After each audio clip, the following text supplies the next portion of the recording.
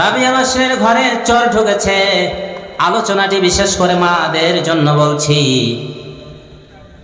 শুয়ে শুয়ে তামাশা দেখছে, একটু একটু বুঝতে পারছে চোর ঢুকেছে। ঘরের ভেতরে কিচ্ছু নাই, শুধু উজু করার জন্য একটা পানির লোটা, তেমন কিচ্ছু নাই। চোর ওখানে হাত দেয়, ওখানে হাত দেয়, কিচ্ছু পাই না। অনেকক্ষণ খোঁজাখুঁজির পরে ব্যর্থ হয়ে এবার ঘর থেকে বের হচ্ছেন। রাবিয়া বাসরী চোরকে বলতেছে, বাবা কিছু পাইলা? চোর দাঁড়িয়ে গিয়ে বলছে, মনে মনে চিন্তা করছে, আল্লাহ এই কোন মানুষের ঘরে ঢুকে পড়েছি। আমরা চোর, জাতিগতভাবে চোর, পেশাগতভাবে চোর। মালিক জানতে পারলে তাড়া দেয়। আর আল্লাহর বান্দি আমাকে জিজ্ঞেস করে কিছু পেলাম কিনা। চোর আস্তে করে জবাব দিচ্ছে, আমি কিচ্ছু পাই নাই। রাবিয়া বাসরী বলছেন, তুমি ইচ্ছা মতো ঘরে ঢুকে সবগুলি খুঁজে খুঁজে দেখেছ, কোনো কিছু পাওয়ার আশায় নিয়ে যাওয়া যায় কিনা। আমি তোমাকে বাধা দেই নাই, সেই সুবাদেই তোমাকে একটা কথা আমি বলতে চাই, কথাটা রাখবা কিনা। চোর বলতেছেন, ভেজালে তো পড়লাম। আম্মাজান কি বলতে চান বলেন। রাবিয়া বাসরী বলতেছেন, বাবা ওই যে পানির লোটা দেখা যায়, একজন নারী একজন মানুষকে কিভাবে পরিবর্তন করছেন। সে মানুষটা তার স্বামীও না, বাবাও না, ভাইও না, কেউ না।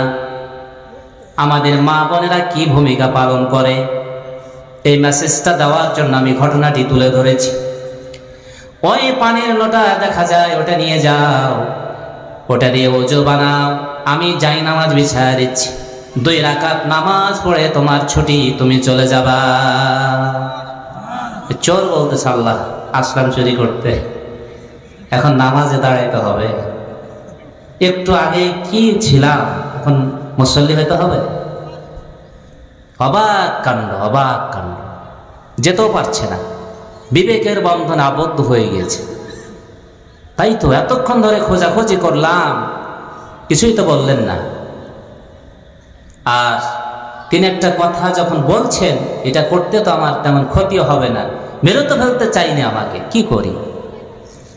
তিনি বলছেন, বাবা চিন্তার কোনো দরকার নাই, তোমার কাছে আমার কোনো আবদার নাই, দাবি নাই, তাড়াতাড়ি কাজটা সেরে ফেলো। ওই আল্লাহর বান্দা চোর লোটা নিয়ে ওযু করতে বসেছে, আর আল্লাহর বান্দি সুন্দর করে জায়নামাজটা বিছাচ্ছে আর বলছে, রব্বুল আলামিন তোমার বান্দা এসেছিল চুরি করতে, আমি তোমার অভাগিনী বান্দি ওই চোরটাকে ওযু করায়া জায়নামাজ পর্যন্ত নিয়ে এসেছি, বাকিটা তুমি নিয়ে নাও। মহিষী নারী দোয়া করছেন, আল্লাহ বাকিটা তুমি কবুল করো, কোন উদ্দেশ্যে আমি এই ফরমালিটি গ্রহণ করলাম। এরপরে চোর ওযু করে জায়নামাজে দাঁড়িয়ে 2 রাকাত নামাজ পড়ে সালাম ফিরার পরে রাবিয়া বাসরীকে বলতেছেন, আম্মা জান ওয়াদা দিলাম আমি আর কোনোদিন চুরি করব না। আমার মা বোনেরা, এটার বিপরীত। স্বামী সারাদিন রোজগার করে, কোন পথে খবর রাখে না, জানলেও নিষেধ করে না।